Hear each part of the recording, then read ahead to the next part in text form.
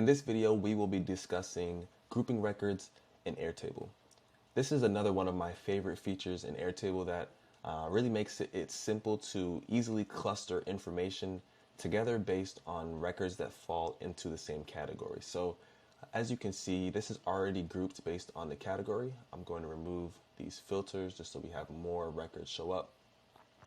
So as you can see on the left, each of these categories is going to show up as its own little section with all the records that fall into that category being displayed directly beneath it. You can add additional groups to your or subgroups to your original group. So if I wanted to group by category and then owner, so I know who in each category has which tasks assigned to them, you can do that as well. And you can take that as far as you want. Obviously, it's going to get pretty crazy the farther down you go into this grouping, but it is useful at certain times to be able to see that level of grouping. I probably wouldn't take it any further than 3. As you can see, it only allows you to do 3.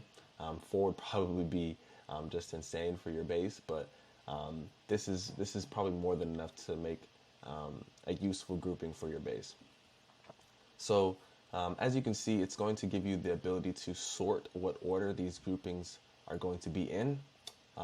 For the single select field of category, it's going to be ordered based on the order that you have in this field setup.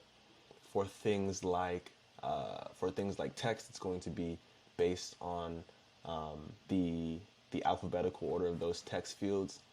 For things like owner, it's going to again be based on the alphabetical order.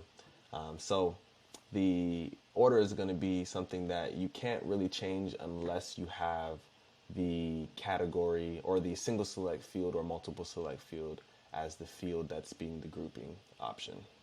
So you can actually change the actual values for this owner and category simply by dragging and dropping between different groups. So as soon as I drag that, it's going to reassign the owner as well as the category into the group that I dragged it into, which is a really easy and quick way to reassign the values of each of your records.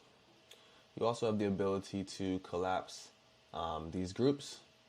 You can collapse the subgroups. You can collapse all the groups in your view, and then you can also expand them and rename them directly from here. So as soon as I rename it here, it's going to also rename the records that fall into that category in the single select field. So we have a more in-depth videos about grouping records in the Airtable grid view module, because this is actually something that's unique to this particular view.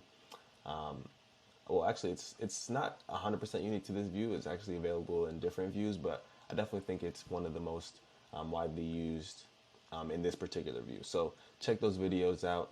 Until then, stay tuned for the next video.